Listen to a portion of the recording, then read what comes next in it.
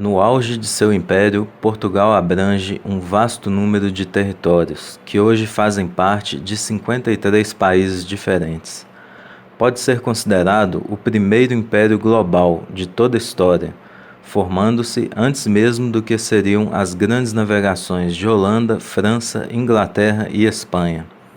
Marinheiros portugueses começaram a explorar a costa da África em 1415, e o fim do Império Português se deu em 1999, quando o último território sob a sua administração, chamado Macau, foi devolvido à China.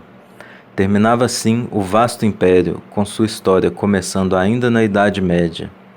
Mas Portugal não apenas dominou terras, estabeleceu um comércio que já nessa época poderíamos chamar globalizado, estendeu sua influência cultural sobre inúmeros povos, além da expansão dos missionários que converteram milhares de pessoas em todo o globo terrestre, desde o Peru até o Japão. Politicamente, Portugal também tem a peculiaridade de ter se formado como o primeiro Estado-nação da Europa. Mas, nesse período de início das grandes viagens de exploração, tudo indica que a população do país não passava de 1.250.000 habitantes, sendo considerado o país mais a oeste da Europa. E, desse número tão modesto, surge a pergunta: como um país tão pequeno em extensão e em número de habitantes conseguiu a façanha de dominar tantas terras em África, Ásia e América, além de estender sua cultura e religião a tantos países? E quem foram essas pessoas, estadistas e navegadores que dominaram os mares e terras distantes? Bom, agora sabendo a data de quando essa história termina, vamos ver os modos surpreendentes de como ela começa.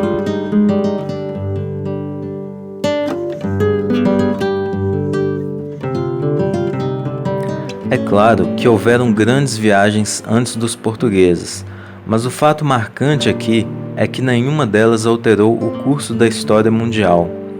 Os antigos aventureiros não deixariam sua marca indelével na história, como os grandes navegadores lusitanos.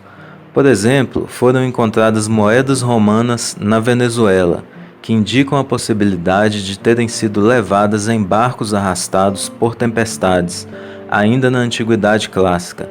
Mas não há nada que indique que esses barcos voltaram à Europa com as notícias. Desde o início de seus grandes empreendimentos, Portugal contou com algum apoio de aliados poderosos, como a aprovação da Igreja Católica e uma aliança com os ingleses, que remonta ao período medieval.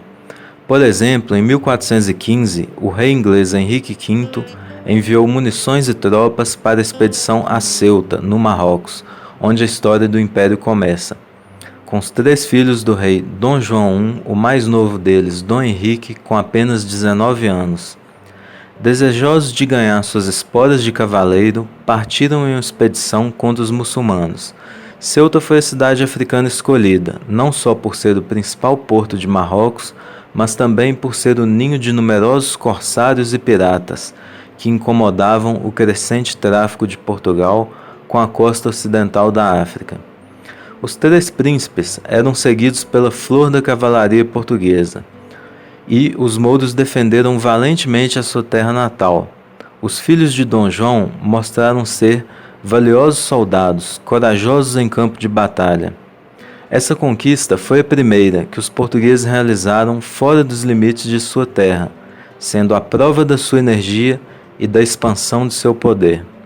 Então, Dom Henrique foi eleito mestre da Ordem de Cristo, mais tarde conhecido como navegador, pois rejeitou os convites do Papa, do Imperador e de Henrique V para visitar suas cortes, para se estabelecer em Sagres, com a intenção de dedicar sua pessoa e fortuna à causa do descobrimento do caminho marítimo para a Índia, que mais tarde traria o comércio da Ásia aos portugueses. As explorações de Dom Henrique foram interrompidas pela fatal expedição de Tanger, em 1437. Efetuado o desembarque, os mouros, ao final de um mês de assaltos e batalhas, cercaram os sitiantes, cortando as comunicações com a armada no mar e obrigando-os a render-se, para evitar uma catástrofe total. O irmão do infante navegador, Dom Fernando, depois de um longo e cruel cativeiro, sofrido com tão heróica resignação e exemplar piedade, recebeu da posteridade o título de Príncipe Constante. Veio a falecer em Fez, Marrocos, em 1443. O infante Dom Henrique contratou matemáticos e astrônomos, estabeleceu um observatório e uma escola de navegação em Sagres, para o estudo de náutica e cartografia. Enviou todos os anos marinheiros em viagens de descobrimento ao longo da costa ocidental da África. Nessa época, circulavam lendas de marinheiros cartagineses de que o continente do sul podia ser contornado. Mas eram apenas lendas. Lembre-se de que o conhecimento geográfico dessa época não podia inferir com certeza essa rota, que ligasse Lisboa direto à Índia. Mas o infante Dom Henrique morreu sem ver suas ideias tornarem-se realidade, depois de 40 anos de tentativas. Nesses tempos, os produtos do Oriente vinham por um caminho longo e perigoso até a Europa. Os primeiros frutos do zelo explorador do infante foram a descoberta da ilha de Porto Santo em 1418 e a descoberta da ilha da Madeira em 1419. Esses resultados encheram de júbilo o príncipe Henrique e seu pai, que concedeu às duas ilhas a ordem de Cristo, de que o filho era grão-mestre. Muitos anos se passaram ainda, permanecendo o Cabo Bojador em África como um obstáculo para os marinheiros. Esse famoso cabo aparece no poema de Fernando Pessoa, que declama: valeu a pena? Tudo vale a pena, se a alma não é pequena. Quem quer passar além do bojador tem que passar além da dor. Os esforços começaram a ser coroados de êxito quando Gil Eanes conseguiu contornar o cabo em 1434. Nuno Tristão, o mais ousado dos navegantes, chegou ao cabo em que termina pelo sul a grande protuberância da África e trouxe para seu país alguns cativos, incluindo um príncipe indígena. Esse feito foi saudado com entusiasmo e daí começou o tráfico de escravos na costa da África.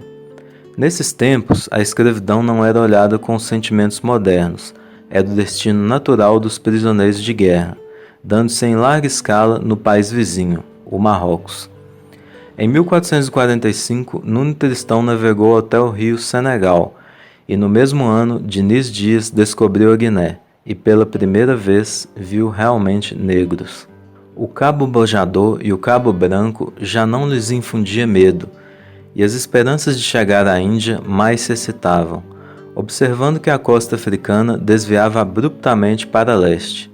Em 1446, João Fernandes resolve ficar na África por 7 meses, aprendendo dos negros a língua e estudando seus costumes, o que prova que não havia uma profunda antipatia entre brancos e negros, os quais só atacavam os cristãos quando estes os hostilizavam e tentavam aprisioná-los.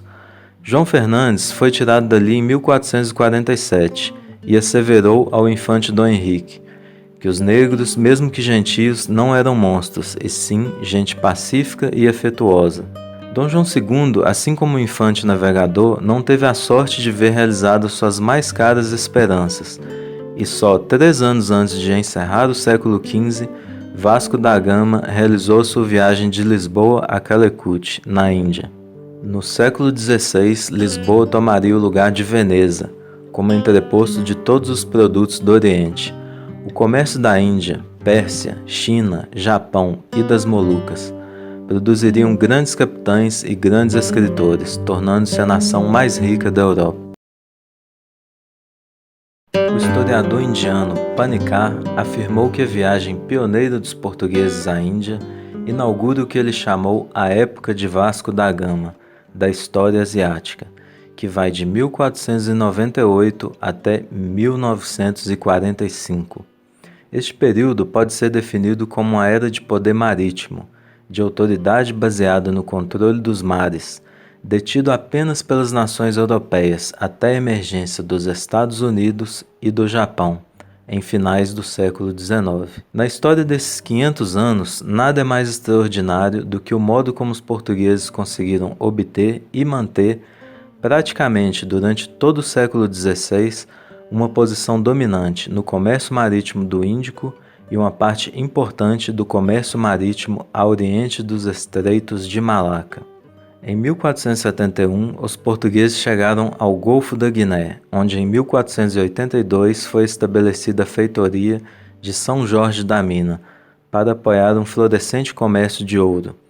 Partindo da mina, o navegador Diogo Cão estabelece o primeiro contato com o Reino do Congo, e após sucessivas viagens para sul, em 1488, Bartolomeu Dias dobrou o Cabo da Boa Esperança, entrando pela primeira vez no Oceano Índico a partir do Atlântico. Dom João II, um monarca que foi importante para essas conquistas, não tinha interesse apenas nas descobertas dos mares do sul, mas tinha a ideia de achar uma rota navegando à volta do continente europeu, para o Nordeste. Para essa missão enviou Martim Lopes, que navegou para além do Cabo do Norte, chegando a regiões até então por explorar, e descobriu a grande ilha ao norte da Rússia, que ainda hoje conserva o nome que lhe deu, de Nova Zembla. Nos últimos dias da sua vida, Dom João II estava ativamente absorvido pela equipação da frota que, sob o comando de Vasco da Gama, devia realizar seus mais belos sonhos, e achava-se ainda na força da vida quando faleceu na província do Algarve, em 1495. Os 25 anos que Dom Manuel, seu sucessor, reinou, são o grande período heróico da história portuguesa, sendo então que se levaram a cabo os grandes feitos que tornam a história de Portugal uma parte importante da Europa e do mundo. No início do século XVI, a luta contra os mouros perdera seu encanto para o povo português, porque durante 10 anos seguintes, todas as praças importantes que Portugal possuía no norte da África foram abandonadas para que toda a força do país se pudesse concentrar nas suas possessões do Brasil e da Índia. E foi em julho de 1497 que a frota de 4 navios destinada a dobrar o Cabo da Boa Esperança e a encontrar o caminho direto para a Índia saiu do porto de Lisboa. O rei Dom Manuel escolheu para comandar a esquadra um fidalgo de sua corte, chamado Vasco da Gama, que seguiu com 2 capitães, um deles seu irmão. Os perigos e sofrimentos desta viagem foram imortalizados na poesia de Luís de Camões. Após dobrar o Cabo da Boa Esperança, prosseguiu subindo a costa oriental africana. Os chefes de Moçambique e Mombaça não se mostraram dispostos a auxiliar o almirante português a encontrar piloto que o guiasse pelo Oceano Índico. Pelo contrário, mostraram-se em hostilidade aberta. Vasco da Gama seguiu para o norte e em Melinde encontrou um chefe amigo, que lhe forneceu um piloto que o ajudasse. Mas os perigos da expedição ainda não tinham passado, e só depois de passarem por horríveis tormentas, os heróis portugueses puderam ancorar na cidade de Calicut, em 1498, após uma viagem de 11 meses. O soberano da cidade, a que primeiro chegou Vasco da Gama, era um rajá hindu, mas seus súditos eram descendentes dos árabes e outros colonos maometanos na costa do Malabar. Esses habitantes eram os mais ricos da costa marítima, porque tinham nas suas mãos o comércio com o Mar Vermelho, o Egito e a Europa. Não é de admirar que mesmo o rajá hindu, tendo recebido com cortesia o navegador português, os mouros lhe mostrassem a mais acirrada oposição e o tirassem de ideia de um tráfico direto com a Europa. Esta oposição fez com que Vasco da Gama deixasse de realizar o seu intento de deixar alguns colonos para formarem um estabelecimento comercial em Calicut, e depois de ter navegado ao longo da costa do Malabar, determinou-se a voltar para a Europa, trazendo consigo apenas 55 dos 148 companheiros que haviam partido com ele. O piedoso navegador dirigiu-se logo à igreja do Restelo, em Belém, onde fez as suas preces antes de partir. Terminadas as preces, Vasco da Gama fez a sua entrada solene em Lisboa, onde foi recebido com imenso entusiasmo popular, semelhante ao que Cristóvão Colombo ao voltar de sua viagem de descoberta da América. Passado o entusiasmo inicial, o rei quis saber as vantagens que se poderiam tirar da viagem de Vasco da Gama, e mandou Pedro Álvares Cabral com a frota de 13 navios para estabelecerem feitorias na costa do Malabar, para trazer os mais valiosos produtos do Oriente. Mas aqui cabe uma nota particular a respeito da natureza das navegações portuguesas. Ao contrário da Holanda, por exemplo, que criou a Companhia das Índias Orientais, uma empresa particular, para o comércio e obtenção de lucro. Os portugueses se consideravam na missão de evangelizar os povos, em todos os lugares da terra ao qual chegassem. Então, essas feitorias foram servidas desde o início, não só por soldados, mas também por missionários. Pedro Álvares Cabral, ainda não se sabe se de propósito ou por acaso da viagem, foi levado para o Ocidente, e nessa viagem ocorreu a descoberta do Brasil. Mas logo após seguiu o rumo traçado por Vasco da Gama, chegando a Calecut. Mas os mouros foram com ele da mesma disposição hostil com que trataram Vasco da Gama e assassinaram todos os colonos. Então Cabral bombardeou Calecut, seguindo para Cananô e Coxim, e em ambas cidades foi bem recebido pelos rajás hindus. E, depois de comprar grandes carregamentos de especiarias indianas, o almirante português voltou para o reino, mantendo nesses locais feitorias para o comércio futuro. Em 1503, o Rajá de Coxim se via em uma situação de perigo, pois, ao demonstrar amizade aos portugueses, levantou a ira do Samorim local, que o cercou em uma ilha. Francisco de Albuquerque chegou no momento certo para lhe dar apoio. Assim resolveu construir um forte em Coxim, para evitar esse problema no futuro, deixando uma guarnição de 900 homens sob o comando de Duarte Pacheco. Este capitão realizou o primeiro grande feito de armas que ilustra a história dos portugueses na Índia. Com a pequena guarnição, não só derrotou o grande exército que o Samorim enviara contra Coxim, mas derrotou 5.000 homens das suas melhores tropas em batalha campal. Esta vitória firmou a reputação dos portugueses como soldados. As feitorias já não encontravam dificuldades em comprar todas as mercadorias que necessitavam, e a fama de Duarte Pacheco se espalhou por toda parte. O primeiro vice-rei escolhido foi Dom Francisco de Almeida, que no caminho para a Índia, Quiloa e Mombaça, na costa oriental da África, construiu fortes para servirem de estação às esquadras portuguesas. Estabeleceu a sede do governo em Coxim e mandou expedições ao longo da costa do Malabar, provocando conflitos com os mercadores mouros que viam com terror o seu comércio com o Egito por via do Mar Vermelho prestes a acabar. Seu filho, Dom Lourenço, um jovem rapaz em 1505, bombardeou e destruiu Coulão. Em 1506, quase destruiu a frota do Samorim de Calecut, dispondo de apenas 11 navios, mas sofreu um revés em Dabu. Em 1507, descobriu as Ilhas Maldivas. Em 1508, o jovem herói foi morto em Shaul, num combate contra a armada do Egito, que fora enviada pelo sultão mameluco para expulsar os portugueses da Índia. Mas Dom Francisco de Almeida, sem se intimidar, fez-se de vela para o norte, a fim de vingar a morte do filho.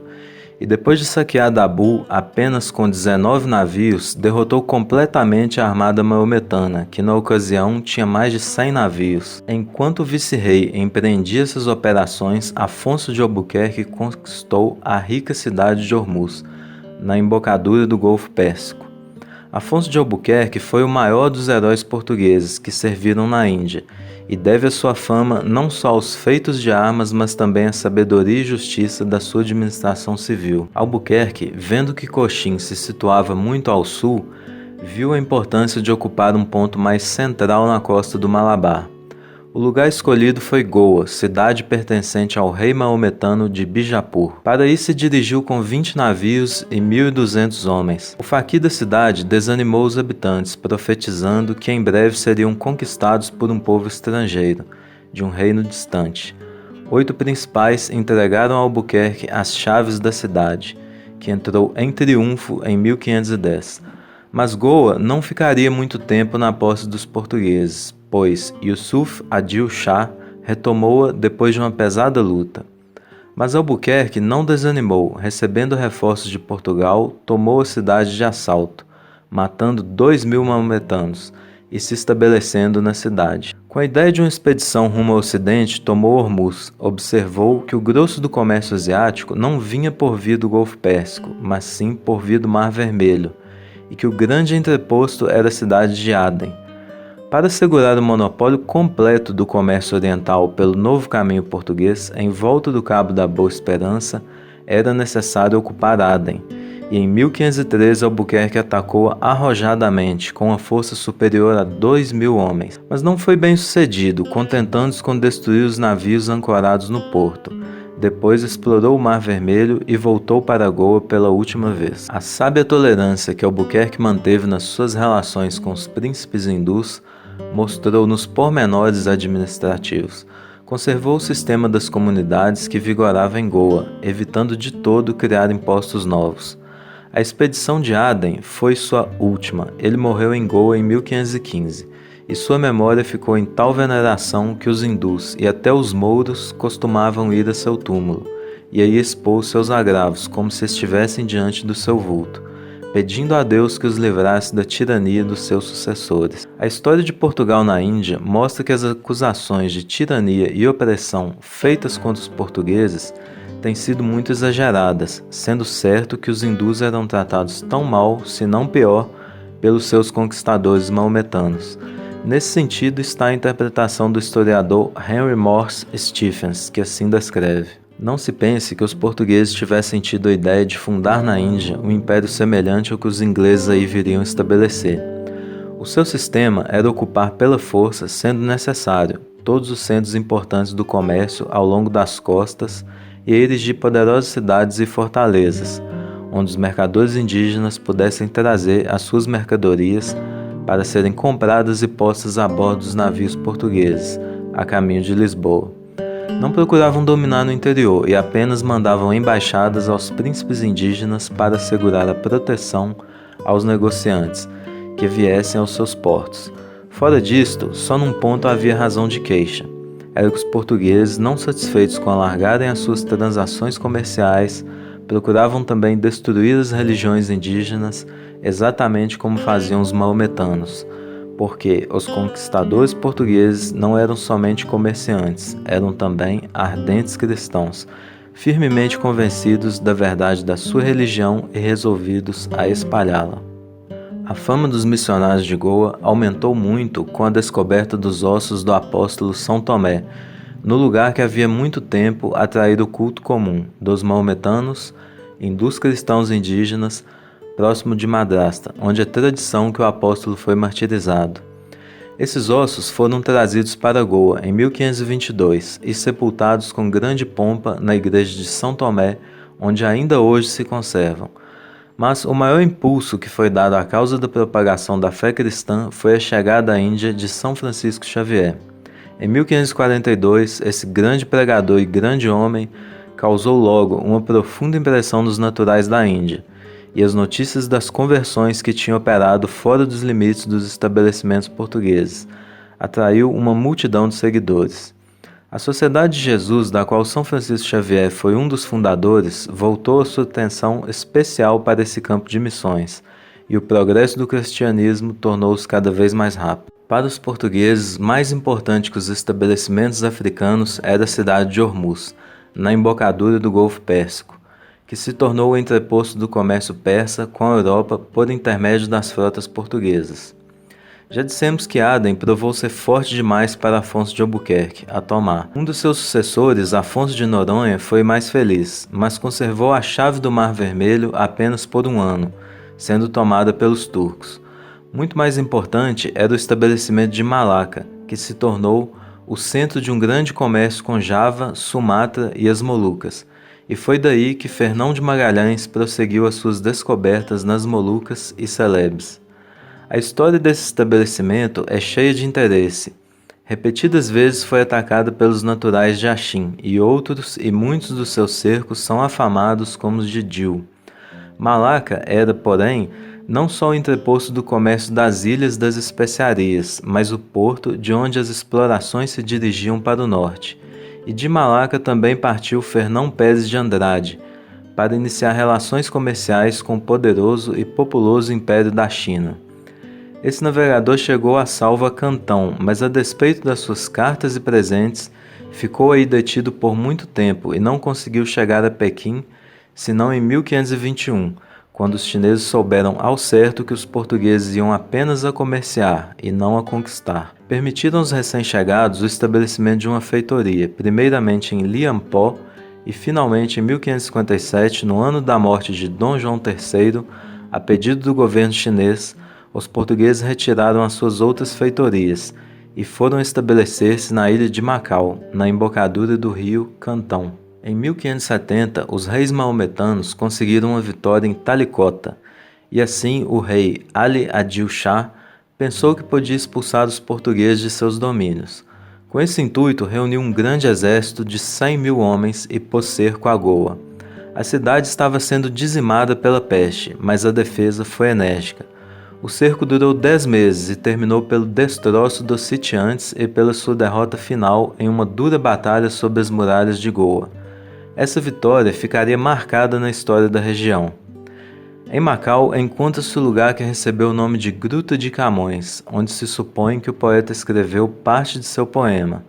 Em Macau, presume-se que escreveu até o 7º canto dos Lusíadas, de onde foi chamado para Goa em 1558, e na travessia dos mares da Índia Oriental naufragou na costa do Camboja, salvando-se a nado com seu poema na foz do rio Mekong. Em 1543, comerciantes portugueses aportam no Japão.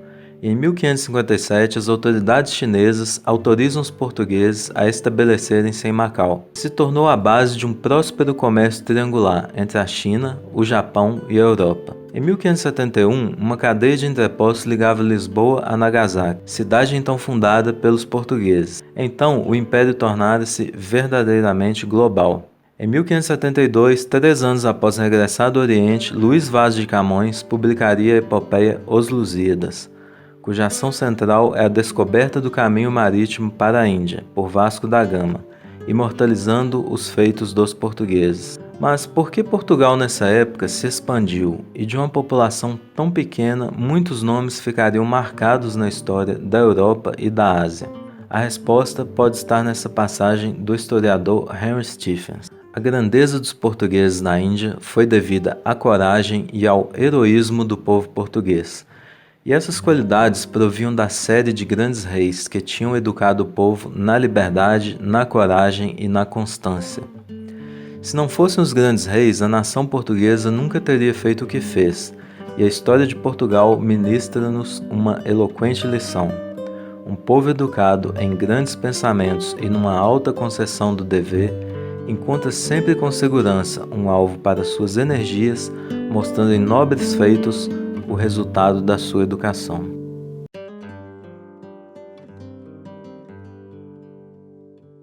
Enquanto se enviavam soldados, governadores e oficiais em grande número para a Ásia, não se pensava na América, e como prova de como o Brasil era tratado, notaremos que a importação de gengibre que daí se fazia foi proibida, para não prejudicar o monopólio indiano. Esta indiferença cessou, porém, pelo ano de 1530, quando em Portugal se espalhou a notícia de que no Brasil havia muito ouro, prata e pedras preciosas. Os indígenas nunca tinham pensado em explorar as minas, porque não davam o menor valor a esses produtos. Mas o conhecimento de que os metais preciosos eram comuns no Peru levou o povo a acreditar que haviam também nas outras partes do continente sul-americano.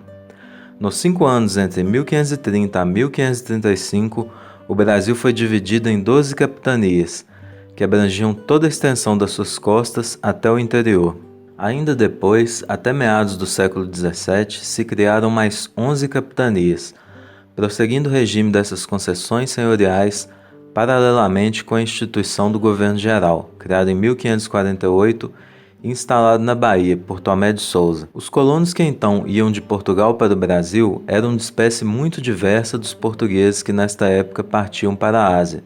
Estes últimos eram principalmente soldados, marinheiros e oficiais, mandados para a Índia e para os estabelecimentos do Oriente, nas armadas reais como servidores da coroa, mas ao mesmo tempo que se reconheciam servidores do rei, iam para o Oriente com a mira de enriquecer e regressar a Portugal, enquanto os colonos brasileiros partiam à sua própria custa e com suas mulheres e filhos, estabelecendo-se na região que tinham adotado. Estes homens eram de valor inestimável para o novo país.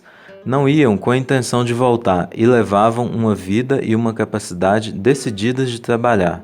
Durante todo o século XVI, manteve-se uma constante corrente de imigrantes portugueses para o Brasil, atraídos ou pelas informações favoráveis, recebidas acerca do clima e recursos dos seus amigos e parentes aí estabelecidos, ou para fugir a inconstâncias da vida pessoal. Tomé de Souza chegou ao Brasil com uma armada de 6 navios, muitos oficiais para o novo governo, forças militares e o primeiro contingente de jesuítas, os quais foram mandados com a missão especial de converter os índios.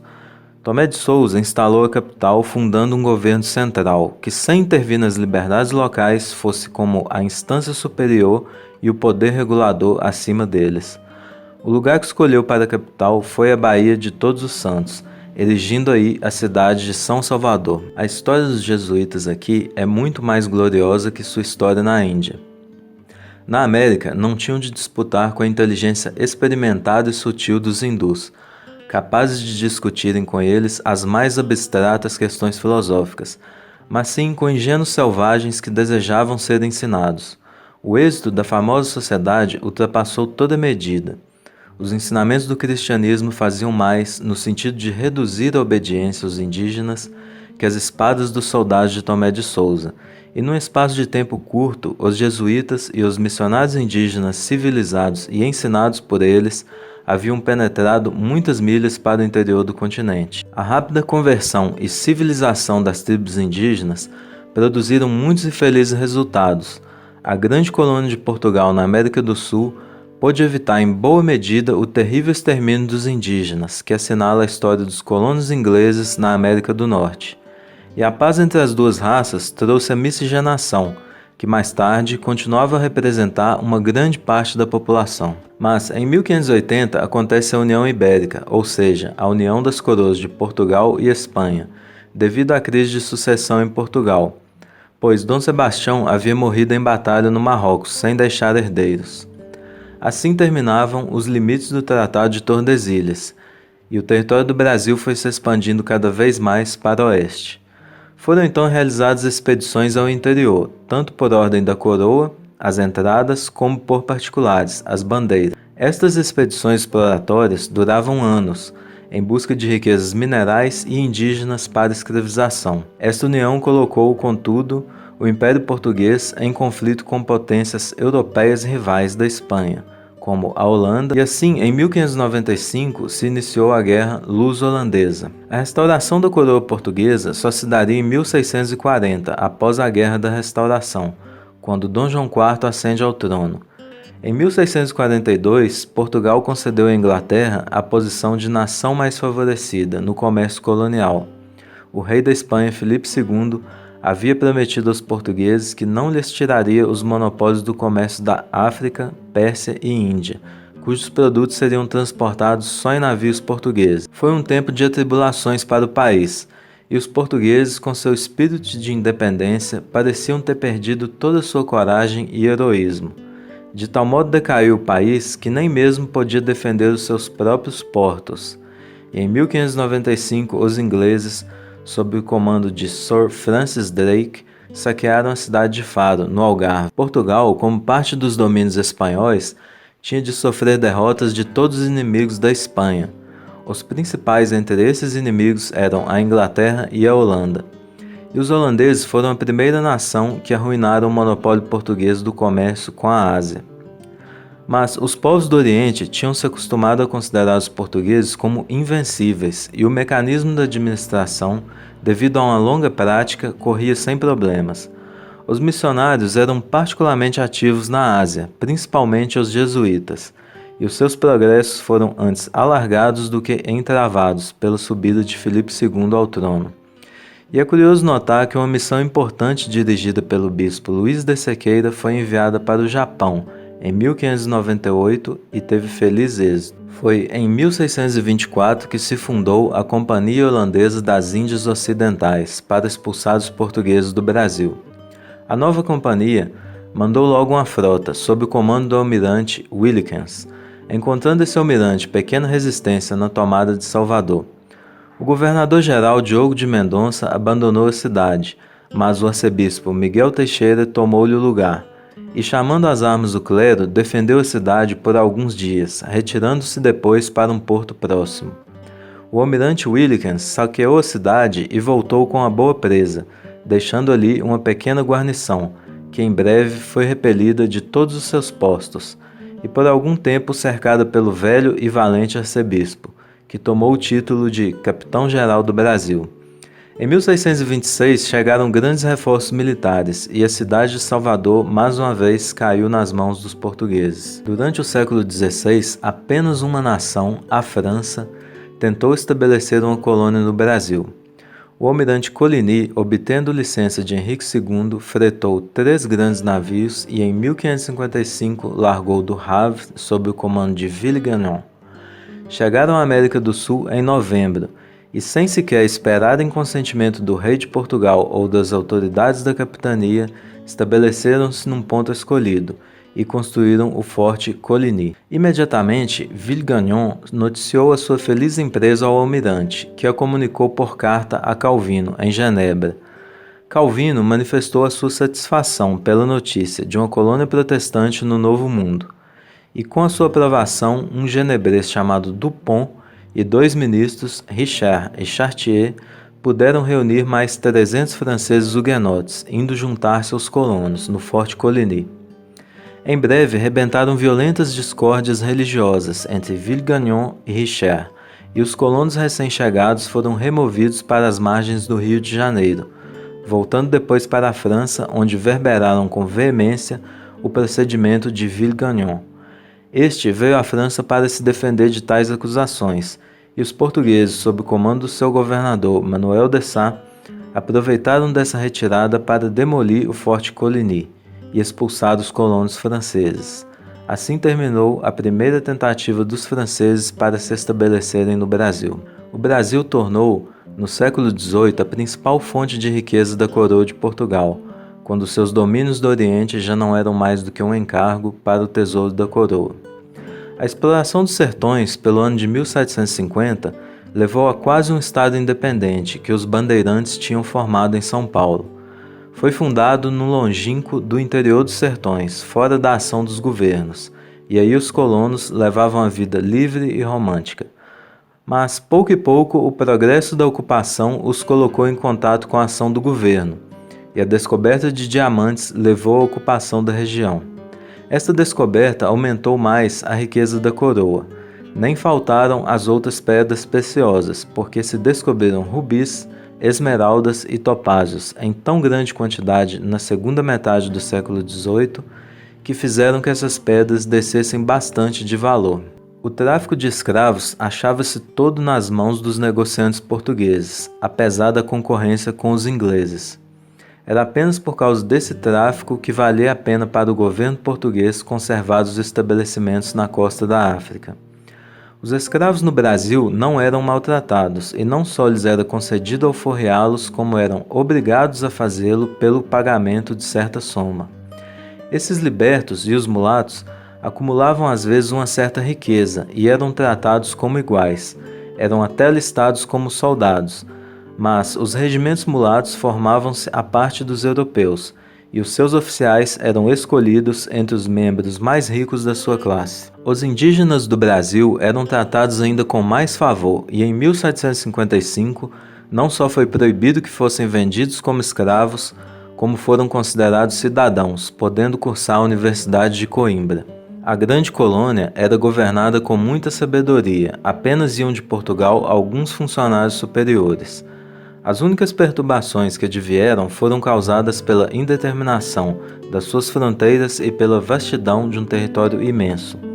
A importância da colônia foi reconhecida pelo título de Príncipe do Brasil concedido ao filho mais velho do rei de Portugal, desde o tempo de Dom João IV, tornando-se um asilo seguro para a família real, exilada quando os acontecimentos europeus a forçaram a emigrar. Durante o chamado período heróico de Portugal, toda a nação florescia e crescia no país o apreço pelo conhecimento e pelas artes. Aproximadamente um século antes de Shakespeare, aparece no país o primeiro dramaturgo moderno, Gil Vicente.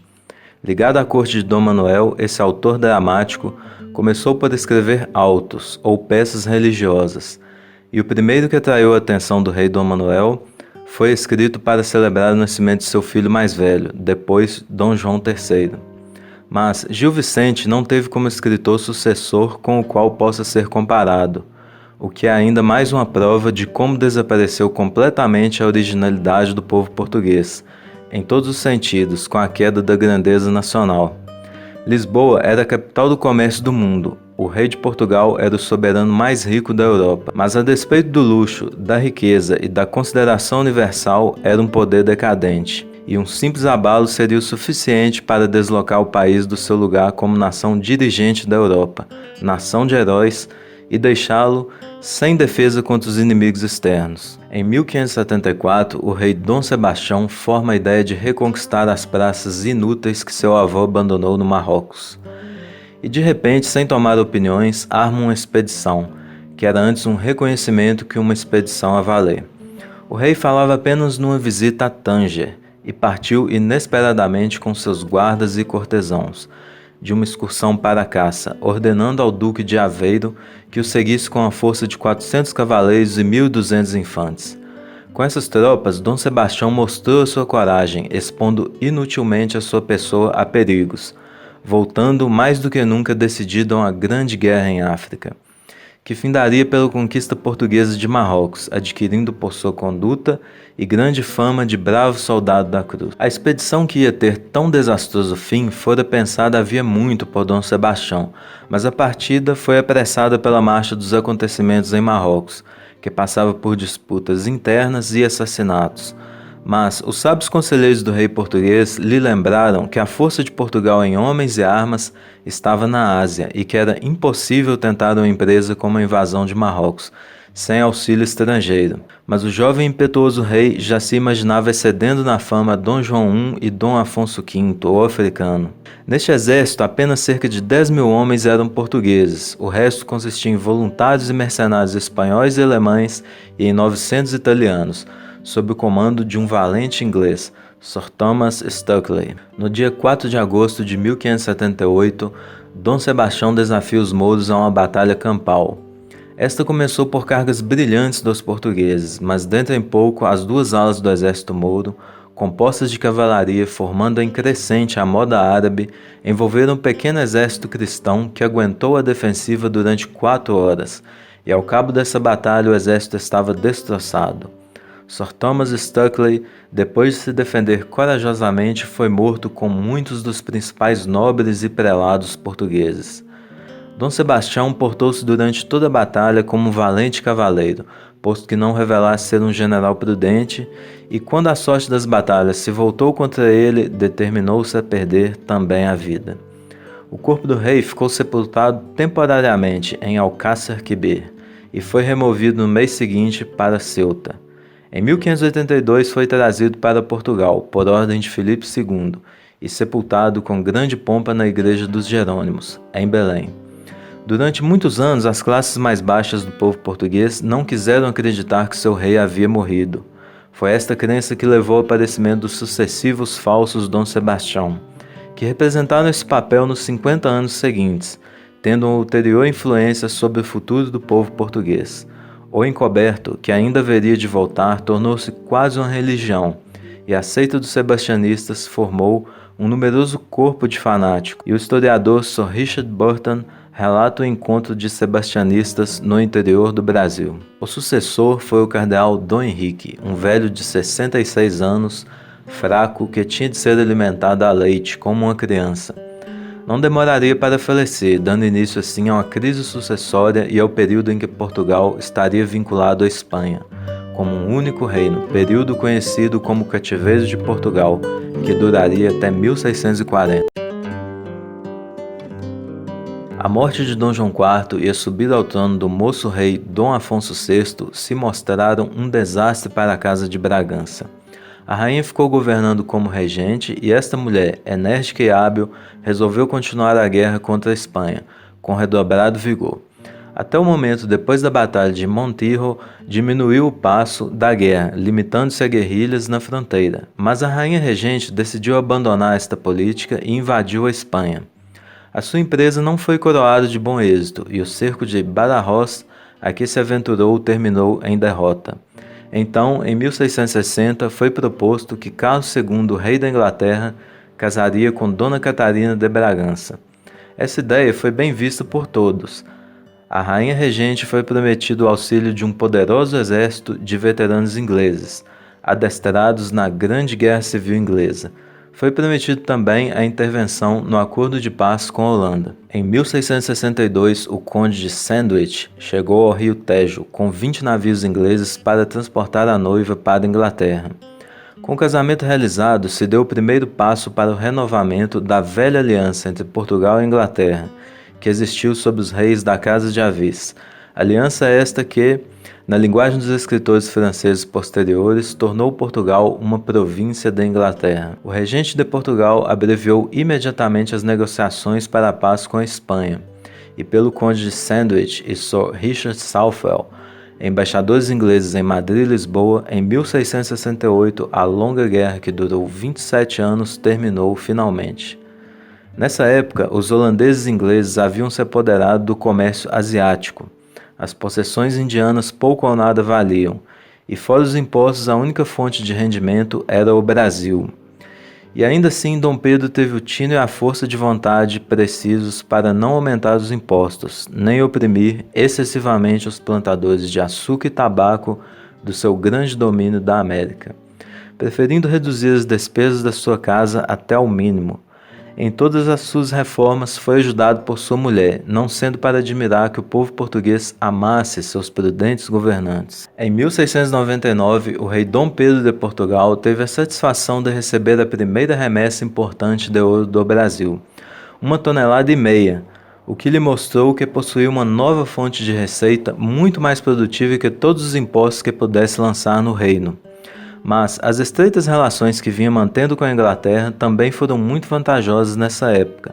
Foram mais profundas que o simples comércio, estabeleceram um parentesco amigável entre os dois povos. Assim, em Lisboa fundou-se uma feitoria inglesa e no Porto uma grande colônia de armadores e negociantes ingleses de vinhos, que fizeram dobrar a prosperidade dessa grande cidade.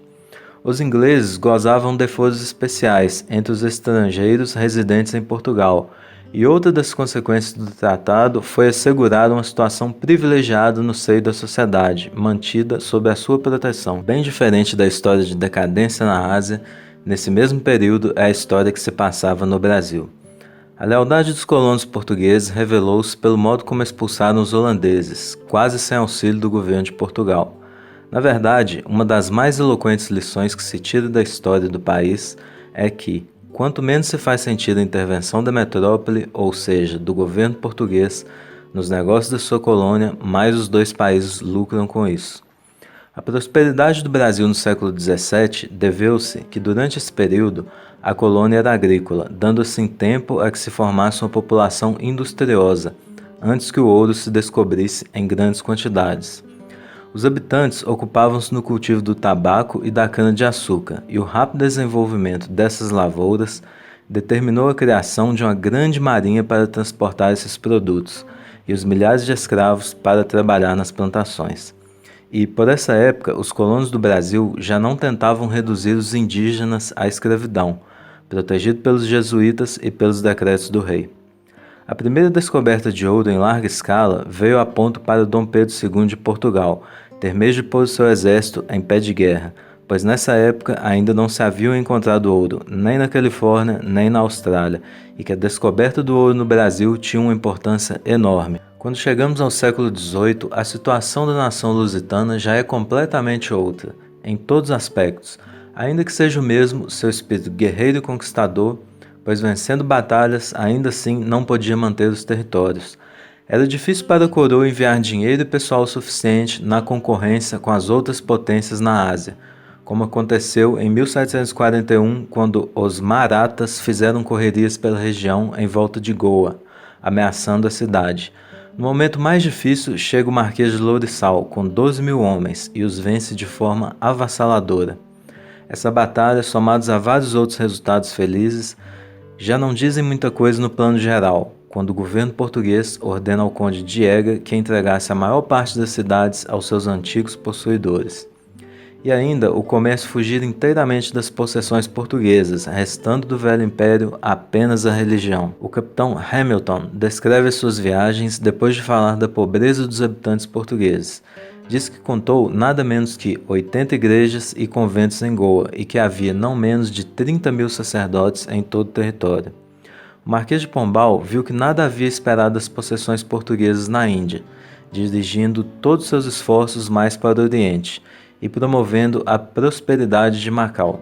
Em 1794, quando Portugal se achava na Europa rodeado de dificuldades, o vice-rei pediu a proteção das tropas inglesas e Goa foi guarnecida pela Companhia das Índias Orientais enquanto durou a guerra com a França. Ainda que no século XVIII a influência francesa fosse perceptível em todos os gêneros literários em Portugal, o povo conservou-se em relações muito mais íntimas com os ingleses. Podia a família real efetuar alianças matrimoniais com a Espanha, podia o Marquês de Pombal lamentar a absorção do comércio português pela Inglaterra, mas, apesar de tudo isso, o povo sentia quanto eram íntimos os laços que ligavam a nação inglesa. E os portugueses tinham razão em contar com o auxílio armado da Inglaterra, na luta terrível que se aproximava. A subida de Napoleão Bonaparte ao poder não foi boa para Portugal. Logo de começo mostrou seu ódio pelo pequeno país. Insistiu pelo abandono da aliança inglesa, pela abertura dos portos portugueses à França, pela concessão de vantagens comerciais aos franceses, pela extensão da Guiana Francesa até o Amazonas, pela cessão de uma parte de Portugal à Espanha. Napoleão não desistiria facilmente de seu intento e em 1807 um seu general invade Portugal seguindo a linha do rio Tejo. E assim, seguindo o prudente conselho de Sir Sidney Smith, comandante de uma esquadra inglesa, o príncipe regente Dom João refugia-se no Brasil, deixando aos ingleses a defesa de Portugal. Em 1816, Dom João VI é proclamado rei de Portugal, Brasil e do Algarve. Essa notícia é recebida com desgosto pela população de Portugal, pois consideravam o rei um foragido, e que beneficiaria mais a colônia, pois a afeição do novo rei pelo Brasil manifestou-se logo no primeiro ano de seu reinado. Em 1822, após a partida do rei para Portugal, o Brasil declarou-se independente, e Dom Pedro I proclamado imperador. As tropas portuguesas e as da Marinha fizeram uma leve tentativa para conservar a autoridade régia na América do Sul, mas foram rapidamente vencidas por Lord Cochrane, que tinha entrado para o serviço do Brasil, e a separação da colônia da sua mãe-pátria ficou sendo um fato consumado. Com o reconhecimento da Declaração de Independência do Brasil em 1825, Portugal acentuou a expansão territorial no interior da África. Mas o declínio mais forte da antiga potência marítima começa em 1870, quando Portugal começa a ter de enfrentar as potências europeias para conservar o resto de seu fragmentado império. Desde a independência do Brasil em 1822, uma onda de choque emocional e material se bate nos portugueses, pois o Brasil foi o pilar do império e símbolo de orgulho nacional. A partir de 1870, além do interesse comercial, começa a intensa exploração científica e geográfica, e o rei Leopoldo II da Bélgica cria uma associação para explorar o Congo, ignorando os interesses portugueses na região. Em 1875, 74 estudiosos fundam a Sociedade de Geografia de Lisboa, para apoiar a exploração, tal como as outras nações europeias. Preparam então as primeiras expedições científico-geográficas, que entre 1877 e 1885 mapearam o território. Pretendiam fazer o reconhecimento dos rios Cuango, Congo e Zambeze, concluindo a Carta da África Centro-Austral, para manter estações civilizadoras portuguesas no interior. Entretanto, o ministro dos Negócios Estrangeiros reafirmou a tradicional aliança luso-britânica, propondo abrir Moçambique e Goa ao comércio e navegação britânicos, em troca do reconhecimento no Congo. Em 1883, Portugal ocupou o norte do rio Congo e no ano seguinte firmou um acordo com os ingleses, reconhecendo o direito a ambas as margens. O acordo foi de imediato denunciado pelas restantes potências, levando à convocação da Conferência de Berlim por Bismarck para dirigir os conflitos, incluindo a oposição luso-britânica à expansão de Leopoldo II. Contudo, a aliança decepcionou. Sob pressão da Alemanha e da França, Portugal perdeu o controle da Foz do Congo, mantendo apenas Cabinda, cujos líderes assinaram o Tratado de Simulambuco em fevereiro de 1885, pelo qual aceitavam ser um protetorado da coroa portuguesa. A partir de 1946, como forma política de evitar que Portugal fosse considerado uma potência colonial nos fóruns internacionais e na esperança de preservar um Portugal intercontinental, o Estado Novo passou a designar as colônias por províncias da Além-Mar ou províncias ultramarinas, considerando que esses territórios não eram colônias, mas sim parte integrante e inseparável de Portugal, como uma nação multirracial e pluricontinental. Em 1961, um movimento anticolonial manifestou-se em Angola, com o surgimento de dois partidos de luta armada, iniciando a Guerra Colonial Portuguesa. Em Moçambique, as operações de guerrilha começaram em 1964. Após a morte de Salazar, Portugal aceitou conceder, em 1972, uma limitada autonomia a Angola e a Moçambique. Após a Revolução dos Cravos na metrópole, os portugueses concordaram em conceder a independência às suas colônias, em 1975. Em Moçambique, a Frente de Libertação de Moçambique toma o comando do país. Em Angola, uma guerra civil entre 4 movimentos de libertação durará até 2002 e conduz a uma degradação da situação no país. A Guerra Colonial Portuguesa se dá em face à recusa de Portugal de garantir a independência aos seus territórios africanos. O restante do Estado português da Índia foi anexado em dezembro de 1961 pela União Indiana. Na altura da Revolução dos Cravos, processo revolucionário que ditou o fim do Estado Novo e do colonialismo português, foi reconhecida a independência da Guiné-Bissau e garantida a independência a Moçambique, Cabo Verde, São Tomé e Príncipe e Angola. O fim, de fato, do Império Português ocorreu em 1975, quando as suas colônias proclamaram em massa a sua independência, ou viram a sua independência reconhecida por Portugal, ou ainda quando Timor-Leste, que proclamou unilateralmente nesse mesmo ano a sua independência, foi imediatamente invadido e ocupado pela Indonésia. Macau foi o único que não proclamou a sua independência em 1975, mas esta possessão colonial, encravada em terras chinesas, possui uma situação colonial peculiar e única no Império Português. No Oriente, a resistência à dominação portuguesa manifestou-se no contexto da descolonização europeia. Portugal recusou-se a acatar o pedido da Índia para rescindir sua posse. A atitude era condenada pelo Tribunal Internacional e pela Assembleia das Nações Unidas, que se pronunciou a favor da Índia, que impediu Portugal de deslocar militares para sua defesa. E após vários protestos pacíficos com o governo português liderado por Antônio de Oliveira Salazar, que recusou negociar, em dezembro de 1961, a União Indiana invadiu os territórios de Goa, Damão e Diu. Uma força de 40 mil soldados da Índia independente conquistou Goa numa ação armada, feita por terra, ar e mar, que durou cerca de 36 horas. Acabou com o domínio português de 451 anos em Goa, encontrando pouca resistência, e integrou o Estado português da Índia no seu território. A maioria das nações reconheceram a ação da Índia, no entanto, Salazar recusava-se a reconhecer a soberania indiana sobre os territórios, mantendo-os representados na Assembleia Nacional até 1974, altura em que se deu a Revolução dos Cravos. A partir de então, Portugal pôde restabelecer as relações diplomáticas com esse país, começando pelo reconhecimento da soberania indiana em seus antigos territórios.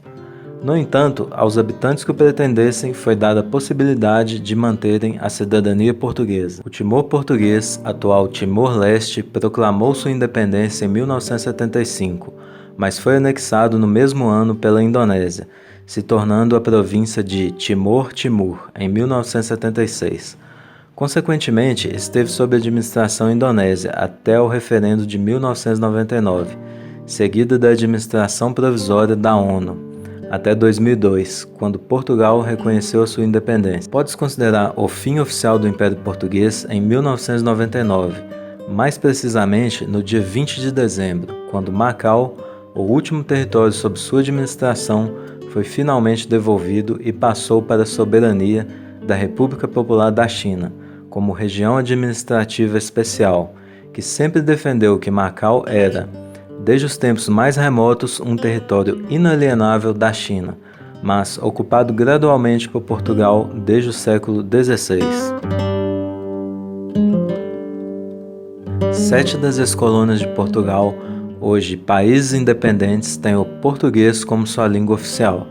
Juntamente com Portugal, são agora membros da comunidade dos países da língua portuguesa, que, quando combinadas, totalizam mais de 10.742.000 km², ou 7,2% do território da Terra. Hoje, o português é uma das principais línguas do mundo, sendo o 6º idioma mais falado, com cerca de 240 milhões de falantes em todo o mundo. É a 3ª língua mais falada nas Américas, principalmente devido ao Brasil. Embora haja também comunidades significativas de lusófonos em países como Canadá, Estados Unidos e Venezuela. Além disso, existem inúmeras línguas de base portuguesa, incluindo o utilizado pela população da comunidade cristã em Malaca. É também a língua franca em muitas antigas possessões coloniais na África e a língua oficial em 8 países, sendo também a língua cooficial juntamente com o cantonês na região administrativa de Macau. Deixou sua influência no Japão, com diversas palavras de origem portuguesa no léxico japonês. No cyberespaço, estima-se que o português seja a 5ª língua mais utilizada da internet, e na Wikipédia tem atualmente a nova maior quantidade de artigos publicados. Em função da sua importância internacional, Portugal e Brasil lideram um movimento para incluir o português como uma das línguas oficiais da Organização das Nações Unidas. A presença portuguesa deixou também uma vasta herança humana, gastronômica, cultural e arquitetônica em vários continentes. Um legado extraordinário, sabendo que o total da população portuguesa era em 1527 de apenas 1,2 milhão de habitantes.